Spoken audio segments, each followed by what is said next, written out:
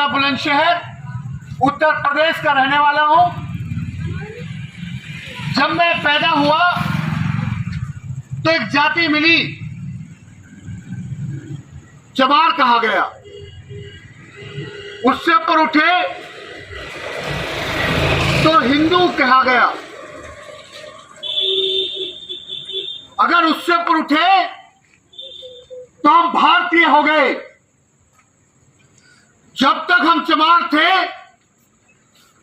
तो दूसरों के बारे में नहीं सोच सकते थे, लेकिन आज हम भारतीय हैं तो देश का प्रत्येक व्यक्ति, हाशिए पे जिंदगी जीने वाला व्यक्ति, जिनके बच्चों के अधिकार छीने जा रहे हैं, जिनका शोषण हो रहा है, चाहे वो किसी भी धर्म या जाति से ताल्लुक रखते हो, वो हमारे भाई हैं। हम उनके साथ संघर्ष करके इस देश में संविधानवादी सरकार बनाना चाहते हैं, जो mission Azad Samaj party Bhim army के माध्यम से इस देश में चलाया जा रहा है। भाई चंद्रशेखर आजाद उसका नेतृत्व कर रहे हैं और हापुड़ पर वीरेंद्र कुमार श्रीज जी को पार्टी का प्रत्याशी बनाया गया है। और मैं इस जिले में गांव-गांव जाकर देश के प्रत्येक लोगों को, गांव निवासियों को उनके अधिकारों के प्रति जागरूक करना चाहता हूं। और मेरे देश के लोगों, मेरा रिश्ता आपसे है। ये बात आपको देर से समझ में आएगी। लोग आपको जाति धर्म के नाम पे बांटना चाहते हैं, आपको गुलाम बनाए रखना चाहते हैं, लेकिन हम देशवासियों को जागरूक करके इस देश में मानवतावादी विचारधारा को लोगों तक पहुंचाकर समता, स्वतंत्रता, बनता, न्याय पर आधारित व्यवस्था का निर्माण करना चाहते हैं।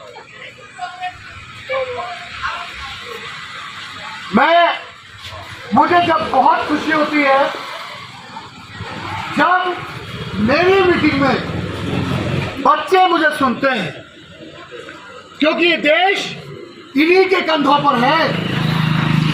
कैसा भारत बनाना है ये बच्चे तय करेंगे, और ये बच्चे कैसे जिंदगी जिएंगे ये तय इनके माँ बाप को करना होगा, इनकी गुरुजनों को करना होगा। जब इंसान पैदा होता है तो वह इंसान होता है। जन्म से उसको एक धर्म, एक जाति मिलती है, तबकि धर्म और जाति का इंसानियत से कोई लेना देना नहीं है। क्या आदमी दाढ़ी रख ले, मूछ कटा दे, टोपी पहन ले, मुसलमान हो जाता है, और यदि दाढ़ी मूछ रख ले, बाल रखा ले, पगड़ी पहन ले, सिख हो जाता है। और यदि आदमी दाढ़ी मूछ कटा के फ्रेंच कट रख ले, ईसाई हो जाता है। घोट मोट करा के चुटिया रख ले, सनातनी हो जाता है। और पूरा घोट मोट करा दे तो भंते हो जाता है। नंगा हो जाए तो जैनी हो जाता है। जबकि इंसानियत का इससे कोई लेना देना नहीं है। ये पहचान है मात्र। असली जो पहचान है वो है इंसानियत। असली धर्म कोई है तो वो है इंसानियत। बाकी सब बंटवारा है इंसान का के नाम पे। इंसान का बंटवारा है, पाखंड है और लूटने का धंधा है, ताकि लोगों पे हुकूमत की जा सके। यही कड़वा सच्चे संसार का। इंसान के अंदर है इंसानियत, लेकिन सातर चालाक लोग, खाना बदोश लोग, निकम्मे लोग इंसान को बांटते हुए आए हैं और आगे जितने भी बांटते रहेंगे, ये आपको तय करना है आप किधर रहेंगे, नफरत फैलाने वाले लोगों में या इंसानियत फैलाने वाले लोगों में। आप कहां रहेंगे, नफरत करने वाले लोगों में या फिर मोहब्बत करने वाले लोगों में। अगर यहां किसी का एक्सीडेंट हो जाए तो उसकी बरादरी पूछ के नहीं बताता बचाएगा आदमी, पहले उसको बचाएगा। डॉक्टर बरादरी पूछ के इलाज नहीं करता, वो इलाज करता है। पेट में रोटी ना हो तो भीख मांग के किसी से भी खाता है, उसको धर्म और जाति का बुखार नहीं रहता। और बीमार पड़ा हो वेंटिलेटर पे, उससे कहा जाए ब्राह्मण से क्या चमार का खून है, क्या चढ़ा दिया जाए। उससे कहा जाए डॉक्टर चमार है, भंगी है, क्या इलाज कराया जाए। वो कहेगा हाथ जोड़ के मुझे बचा लीजिए, चाहे मुझे किसी का भी खून चढ़ा दीजिए। लेकिन जब आदमी के पेट में रोटी आ जाए, थोड़ा सा समय अच्छा हो जाए, तो उसे जाति और धर्म का बुखार चढ़ता है। और जो लोग अकल से खारिज हैं, अनपढ़ हैं, वो भी बरगलाए बहकाए जाते हैं धर्म और जाति के नाम पर। मेरे देश के लोगों, आपके बीच में बहुत आए होंगे बहकाने वाले लोग, लेकिन जगाने के लिए कोई कोई आता है। जब बच्चा पैदा हो उसकी शिक्षा दीक्षा कराई जाए, बच्चा पढ़ा लिखा बड़ा हो, उसके पीछे माँ बाप बहुत खर्च करते हैं। लेकिन एक माँ बाप, एक गुरु उसे आतंकवादी बनने की शिक्षा देता है धर्म के नाम पर। लेकिन जब वही आतंकवादी मरता है तो जो मां पेट में पालती है वो भी लाश लेने से इंकार कर देती है कि मेरा बच्चा नहीं है, ले जाओ इसे। और जो माँ बाप अपने बच्चे को इंसान बनाते हैं, जो गुरु इंसानियत का, देशभक्ति का पाठ पढ़ाता है, उतना ही धन खर्च होता है, उतना ही समय खर्च होता है जितना आतंकवादी पे होता है। लेकिन जब वो शहीद होता है तो हर जाति के लोग आंखें नम करते हैं। जिन्होंने कोख में नहीं पाला वो भी मां बहन छाती पीटती है कि आज हमारा बेटा मर गया। बाबा साहब अम्बेडकर का जन्मदिन केवल चमार ही नहीं मनाते, दूसरी बरादरी के लोग भी शामिल होते हैं जो उनके संघर्ष के बारे में जानते हैं। लेकिन इस देश में बाबा साहब को भी गुनहगार बनाने का काम कर रहे हैं लोग, और दूसरे तो छोड़िए, वही लोग कर रहे हैं जिसके समाज के लिए बाबा साहब ने किया। यदि बाबा साहब को मानने वाला आदमी रोज पौवा पीता है, अपनी पगड़ी पे डंडा बजाता है, बच्चों को पढ़ाता नहीं है, तो वो बाबा साहब का शोषण करता है, उनके कद को छोटा करता है। जो जुआ खेलता है वो बाबा साहब के कद को छोटा करता है। जो अमीर भाई गरीब भाई के बच्चों को पढ़ाने लिखाने में मदद नहीं करता है, वो भी बाबा साहब के कद को छोटा करता है। तो फिर बाबा साहब की मूर्ति लगाना और जय भीम करने का कोई मतलब नहीं रह जाता है। मेरे देश के लोगों, इन बच्चों को आप क्या बनाएंगे? क्या आप इनको नफरत सिखाएंगे? नहीं। अगर आप इनको कुछ बनाना चाहते हो तो इंसान पहले बनाइए। अगर ये इंसान बन गए तो डॉक्टर भी बढ़िया बनेंगे। किसी का पेट फाड़ के घर पे पैसे लेके नहीं आएंगे। आराम से डिलीवरी होती हो, लेकिन डॉक्टर पैसे के लिए ये कह देता है कि जल्दी करो, ऑपरेशन करना पड़ेगा, बच्चा बच्चा की जान खतरे में है। और वकील बनेगा तो तारीख पे तारीख देगा, न्याय के लिए काम नहीं करेगा।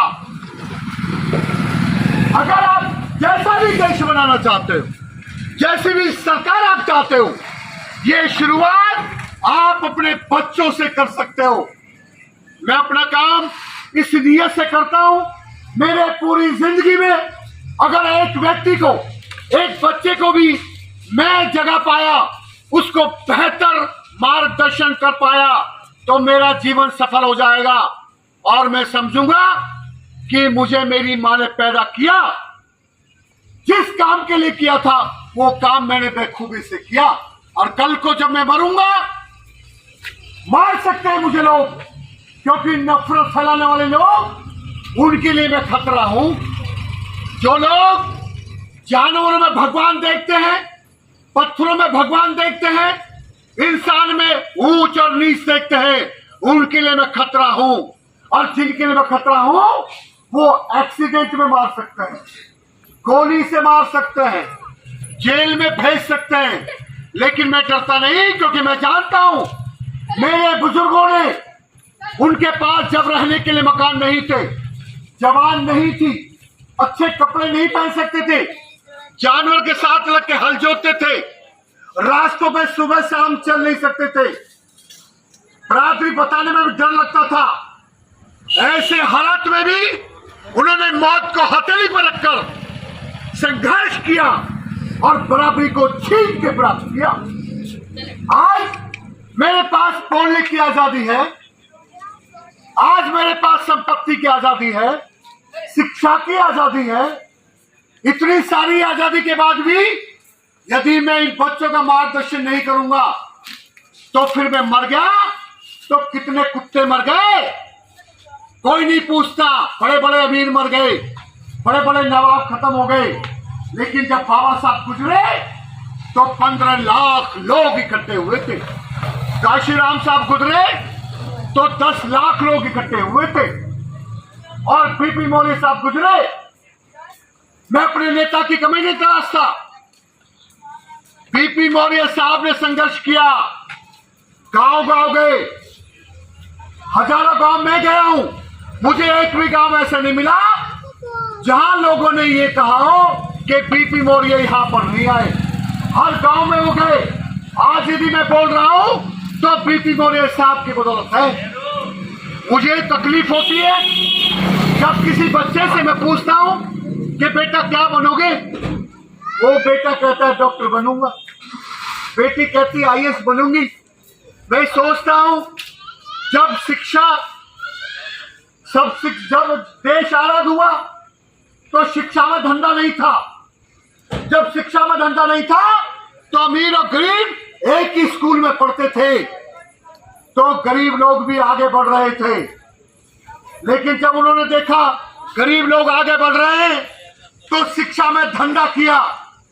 School fees, tuition fees, building fees, generator fees, annual fees, exam fees, इन लोगों ने, शातिर चालाक लोगों ने, जो किसी बरादरी के सगे नहीं है, न किसी धर्म के हैं, उन्होंने शिक्षा को धंधा बनाया और देश को जाति धर्म पे गुमराह किया ताकि लोगों को पता ना लगे। और गरीबों के हाथ से शिक्षा छीन ली गई, षड्यंत्र रचा। 5वीं बोर्ड खत्म। पहले प्राइमरी में 5वीं बोर्ड होता था, 5वीं बोर्ड खत्म, 8वीं बोर्ड खत्म और 10वीं बोर्ड है। जो चाकू चलेगा नहीं उस पे धार लगेगी नहीं। जब बोर्ड का एग्जाम नहीं होगा तो बच्चा क्यों पढ़ेगा? जब 10वीं का एग्जाम देगा तो फेल हो जाएगा। फेल होने के बाद क्या करेगा? मजदूरी करेगा, गुलामी करेगा। अगर बोर्ड एग्जाम देगा तो दिमाग काम करेगा और अच्छे नंबर से पास होगा। हाई स्कूल करेगा, इंटर करेगा, बीए करेगा, एलएलबी करेगा, एलएलएम करेगा, डीलिट करेगा, पीएचडी करेगा, तो ये देश की व्यवस्था को, सिस्टम को समझेगा और रोजगार मांगेगा।